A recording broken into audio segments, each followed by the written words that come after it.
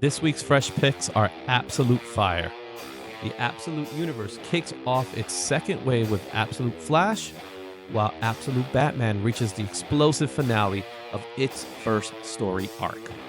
Plus, Sonic the Hedgehog teams up with the Justice League to take on Darkseid. And of course, we got some stunning variants you won't want to miss. Let's check out what's hitting the shelves today.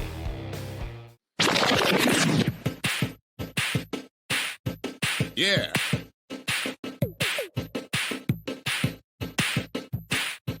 Yeah. It is now time to talk about New Comic Book Day, and this week's new comic books it's a big week for comic books, especially on the DC side of things. So, as you see from the screen, Absolute Flash is coming, and this is the second wave of the Absolute books, starting with Flash. What's your thoughts so far? Whereas the first three, I knew I was buying all of them. With these group, I don't know if I am. It's one of those I'm going to flip through and see if I like it or not. I don't even know if I pre-ordered any of these newer ones. Okay. So I have the book already. I haven't opened it yet.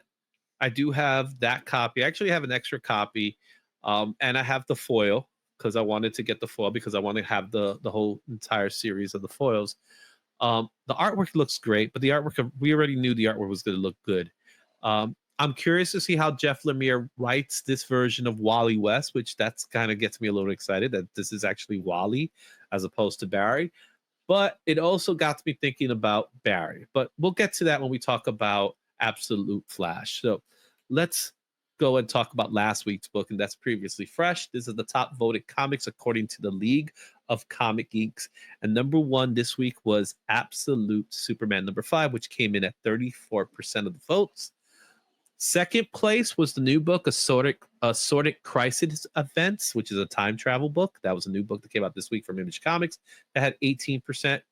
Transformers came in at third with 8%, and tied with Batman Dark Patterns.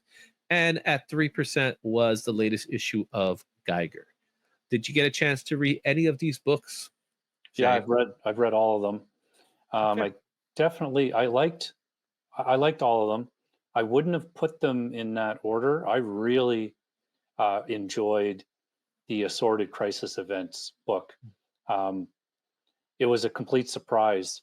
Kind of how I do things is when I get a new book, I do a video and I do a long form video and kind of go through the book. So I just flipped through and then I read it like the next day. Mm-hmm. And even flipping through, it did not prepare me for what the story really was, and it was really good. I really liked it. Mm-hmm. Absolute Superman was good too, but I just would have put that probably third because Transformers has an amazing ending. So that one was excellent as well. Yeah, I did get a chance to glance over Superman. So I pretty much know the whole story. And I wanted it to be something more. I don't know if that means something. I wanted it to be something more. It felt very generic in its style, like, oh, this is how we're gonna go with this, and that felt generic to me. Fine, but I feel like issue 6 might be where it will take us. You know what I mean? Yeah, I thought the same. Like when I looked at the cover, I originally thought, and I can't remember if you said it first or if I said it first, about that maybe he's responsible for blowing up the planet. So I was kind of really thinking that's what it was going to be, and then, like you said, it was more just something generic. Yeah, it was definitely, we were talking about it last week, where I said I feel like he's somewhat responsible for it, but it was kind of the same story. I would have liked it better if he was somewhat responsible for it. Yeah, you know whether he screwed up somewhere and this kind of led to, something like maybe not fully responsible, but kind of like not having enough time to fix it. You know what I mean? So yeah, something like that. But either way, it's still a solid story. It's now time to move on to our next part of the segment, and that is the new comic book rundown for this week. And there's a lot of books this week. We have 93 new releases, But we have 312 variants, which gives us a grand total of 405 new comics on the shelves. From that, 17 of them are new number ones, and those number ones have 86 variants, which gives us a total of 103 comics that are all number ones this week. As far as potential keys, there are 9 potential keys. However, 5 of them could be considered first appearances. We don't know until the time comes when the books are actually been released and everybody read them to find out if they are truly first appearances and they're truly keys. Looking at these numbers, man. Okay, before you go on, I have not seen these slides, or I don't remember them. Mhm. I am gonna guess the ratios and number for Dynamite. I guess you're gonna find out. Yeah, Let's I'm start gonna with guess- Marvel and we'll start with Marvel and DC though. Yeah, go ahead. Okay, Marvel has 17 titles with 61 variants, while DC is pretty much hitting it hard this week with 14 titles and 76 variants. Now, to DC's defense, not that I'm defending them on this matter, the reason why they have more variants than Marvel is obviously Absolute Flash. It's obvious, right? And that's why you see that. But still, that's a lot of variants for both of them. Oh yeah. It's ridiculous. Let's take a look at the other companies. 15 titles for Image with 29 variants. That's a little more fair, I guess. Boom, 4 titles, 4 variants. IDW, 3 titles, 4 variants. You know, I'm going to move Dynamite to the last part just because I always want to skip them. Because Dark Horse is probably the most fair of them all with 8 titles and 3 variants. But Dynamite, you said it best. 3 titles, 83 variants. It's crazy. As far as our indies go, the remaining indies, we got 29 titles with 40 variants. There's a new number one for Dynamite, and that's why we have so many variants. We'll see some of those books later. Let's talk about Absolute Flash. This is the introduction of Absolute Flash. Jeff Lemire and Nick Robles speed into the Absolute universe. So cover A is Nick Robles cover. There is a Clayton Crane cover. What you see there is the open order, but there is a ratio as well, which is, no trade dress. So it's a virgin. And then you have a UK edition. So they made a UK edition, which is Fabrizio De Tomasio. If I messed that up, at least I didn't say Fabrizio Tomato. How excited are you for Flash? Really the only reason I'm going to pick it up is I heard that there's something that connects the 2 universes together. Mm-hmm. And I don't know if it's in the first issue or not. So that's why I'm going to pick it up. Well, Nerdy Geek already said he read it. And he said it's a good read, but it felt short. So maybe I'll get a chance to read it tonight or tomorrow morning. Like I said, I have a copy already. So who knows? I look forward because Flash is one of my favorite characters. As I said, Wally is my favorite version of Flash. So they decided to go with Wally. This costume is very interesting. I don't know how I feel about it just yet.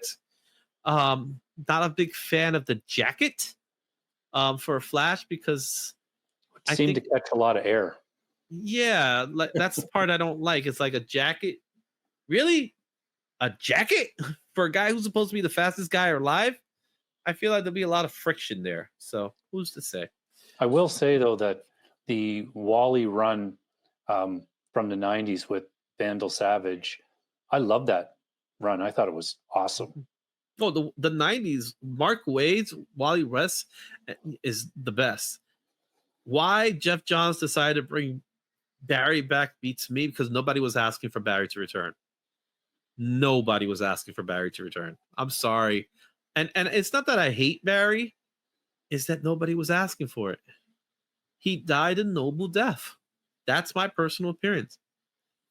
All right. Our next book in this list is Absolute Batman number 6. This is the conclusion of the first story arc for Absolute Batman. So we're going to see how this story really wraps up. We got the Nick Dragotta cover. That's cover A. There's a Frank Quitely cover, which is really nice. I actually do like that cover a lot. And there's a Simon Bisley cover, which I also like. I might go as far as getting all three. I have Absolute Batman #1, the cover A. I didn't get a chance to get to see the other two because he didn't pick them up, but I could probably pick them up this week. This is the conclusion of the first story arc, and this is possibly the first full appearance of the Absolute Joker. I could find out if he's really in there or not right now if I want to, but I'm not going to do that because I want to eat. I got the Quietly one, I think. Yeah. It looks good. It's a really good cover. I love it. Yeah, it's a great cover. I think it's better than the cover A. I'll admit to that one. And then Bisley's Bisley, man. I just love. And there's some more really cool covers for Absolute Batman. So go check those out. Our next book, Magic #3. There he is, J. Scott Campbell again. That's a great cover too. There's also the 1 in 10 Peach Momoko. This one's important because that book could be a key book because it features the first full appearance of Liminal. Liminal. Oh God, these names. Liminal. And there's a 1 in 100 Jenny Frison version. There is an open order trade dress one if you want to get the trade dress just so you can have a Jenny Frison. I think that one in the middle might be a spec book. 1 in 10 is not expensive either. No, I'm probably going to end up with all three of those. But you got to get the trade dress one of Jenny. Yeah. I don't think you want to cough up all that money for. Yeah, my store would never buy 100 copies of hardly any book, really. Cool.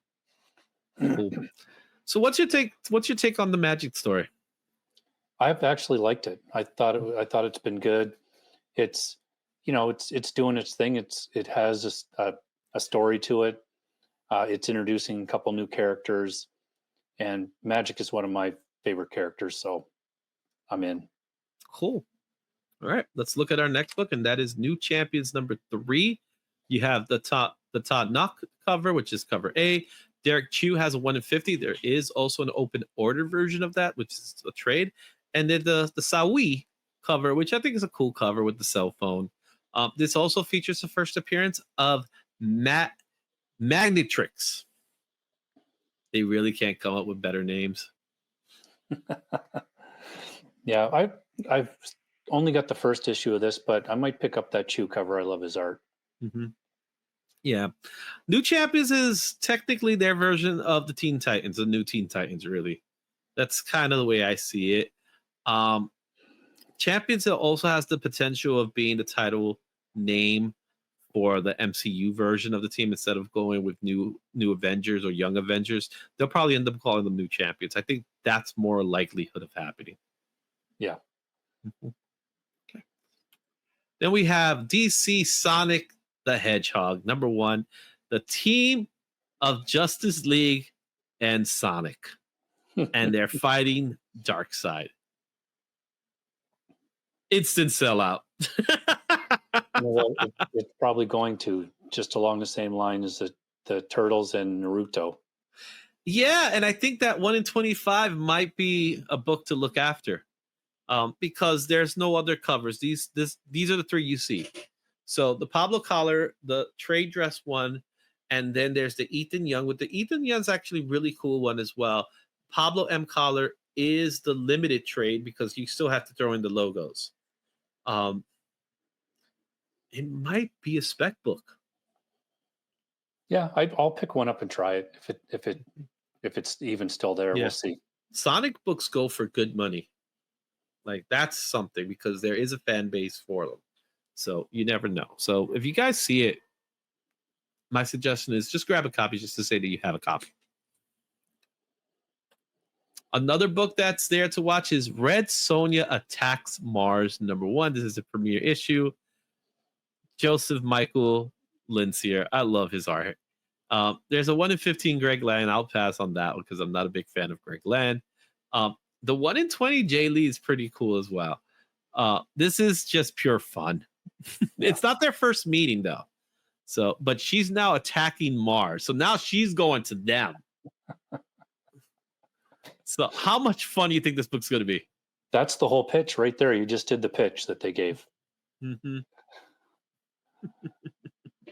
Go check it out, man. If you got a couple of bucks to spend, there you go. You got a book to spend it on.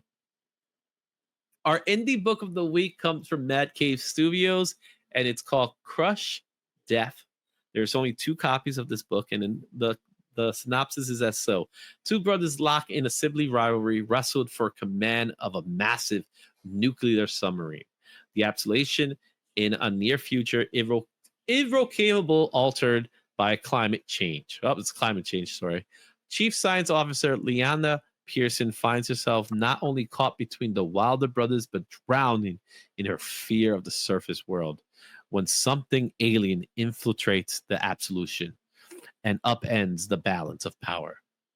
Liana is left with only 2 deadly options: reaching the toxic surface world or steering the sub into unforgiving abyss and crush deaths. 3 deep. Writer Tim Daniel and David Andre, and artist Alex Sanchez.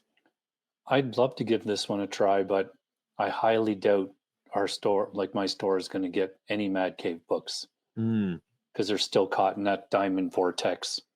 Yeah. You know what? I'll read a copy because I could probably get a digital copy of this book. I'll read it, and if I like it enough, I'll pick it up. That's how I usually am with these indie books like this. Yep. Yeah, it looks cool. It has a flair of Alien to it. Some other things that go along. The Abyss is what I'm seeing a little bit as well. So worth checking out. It is the indie key of the week. There's some other books that you might want to check out that are indie as well. But before we do that, before we even talk about anything else, let's go ahead and look at the eye-catching variants of the week, starting with Detective Comics 1095. There you guys go. Jang Gang. Got some John Jang Batman. You don't normally see John Jang Batman, so this is something that's a little different. There's also the Absolute Flash #1. This is the retailer exclusive by Otto Schmidt. I dig that cover a lot. Batman and Robin Year 1 issue #6. This is the Cliff Chang cover, which is, I always love retro covers, so they're pretty cool. What's your thoughts on these covers? I like the Flash one. I think that's cool with the white and the colors on it. Yeah, the Otto Smith cover is really cool. What's your thought on that Jang Batman? I'd have to see it in person. It doesn't look bad, but it just seems like there's something weird going on with his face. He's like this. Yeah. You know, He's very upset about something. it's like he stepped on poop or something. That's probably it, right? He stepped on poop. Yeah. He's like, you know. Right, and what about that Cliff Chang one? It's good. I like the retro thing too, but I probably wouldn't pick it up though. Okay. Let's take a look at the other ones. Jenny Frizen with New Gods #4, Big Barda. And then look at this is the girl covers, by the way. Catwoman 74 by Dan Panosian and Zantana #2 by David Nakayama. I already know how you feel about David, but tell me what you think about these 3 covers. I like them all. The Panosian one is really good. I would be tempted to pick that up, but I'm trying not to pick up Catwoman books right now because I'm not reading the story at all. So, yeah, all 3 of these books are just so you could buy a book with a girl on the cover. Even though New Gods is really good. Yeah. You know, but come on. Just look I'll at probably these. end up with 2 of the 3, I'm going to guess. Yeah. Right. Ultimate X-Men #13, the Martin Simmons. I want to say that's an homage cover because it looks very homage to me. One World Under June #2. This is the 1 in 100 Alessandro Cappuccino cover. And you know, I had to throw it in Avengers 24, the NetEase Marvel Rivals cover of Jeff the Landshark. You already know which one I'm picking up. Well, I hope to have 2 of those waiting for me on Wednesday. Yeah. What do you think about that Ultimate X-Men? I like it. I think you're right, though. It does seem like it's something I've seen before, but I do like New that. Mutants. It's very well done cover for sure. Martin Simmons is great. You know, I had a chance to meet him over in New York Comic Con. He's a really cool guy. that screams out New Mutants to me. The Danny Moonstar cover with Demon Bear, so it looks very similar to that. Mm-hmm. All right, our next book here is Psylocke number 5. There's the 1 in 50 Ben Harvey cover. There's also a trade dress version if you want to pick that one up to have the cover. Deadpool Wolverine number 3, 1 in 100, the Rafael de la Torre cover, which I think that's a cool cover. And I know you picked out the Peach Momoko Daredevil Unleash Hell Red Band number 3. I went with the 1 in 50 Ivan Talavera cover because that looks like a Marvel masterpiece. Yeah, it's a really good cover. Right? So it is so good, man. I might want to pick up that cover just to have it. It's so gorgeous to me. It really stands out. I love the colors. I love how her hair looks. It's beautiful. You're right. It looks just like a Alex Ross card. Mm-hmm. Yeah, Joe Jusko, one of those cards from back then. So really good stuff. All right. Then we have Werewolf by Night number M. It's the EM or Eric M. Geist cover. There's literally blood coming upwards or falling down from the logo into his face. And it almost feels Mark Spears like. You know what I'm saying? Yeah, it does. Right? Vampirella 675, Jenny Frison. This is a book that it was on the list this week for some reason, so I put it back in there. And speaking of Mark Spears, Silverhawks number 2, you got the Mark Spears cover. And yes, there are multiple covers of that Silverhawk. Mm-hmm. Any thoughts on any of these? Hopefully my store has the Vampirella because I would pick that one up, even though I don't usually read it. Mm-hmm. I don't think anybody reads Vampirella. I'm sorry. If you read Vampirella, let me know. All I know is that people buy Vampirella. They don't necessarily read it. You might be onto something there. All right. Then finally, we have G.I. Joe number 5. This is a 616 retail incentive done by Tyler Kirkman featuring Cobra Commander, man. I love that cover. Then you have The Last Boy number 1. This is the 1 in 25 Adam Hughes. Be on the lookout for this one because anytime Adam Hughes does the cover, it's always a cover to check out for. It is a 1 in 25 of the story of Peter Pan. So it's Peter Pan's story. And then you have King Spawn 43. This is the Miko Kolak cover, which is another cool picture. Yeah, all 3 of those are good. Mm-hmm. I saw the Adam Hughes and I went, oh, that's an Adam Hughes. Interesting. Right? One of these days, we're going to have to cover Adam Hughes and see if he has any books like J. Scott Campbell. I'm sure there is. You know? So that does it for the list. We thank you for watching this new comic book day. Which books are you going to pick up? Are you going to pick up any of these books? Are you going to be looking out for them? Are you going to grab Absolute Flash and Batman? And let me know what your thoughts are. And let me know if you read it and tell me what your thoughts in the comments. That really helps us out.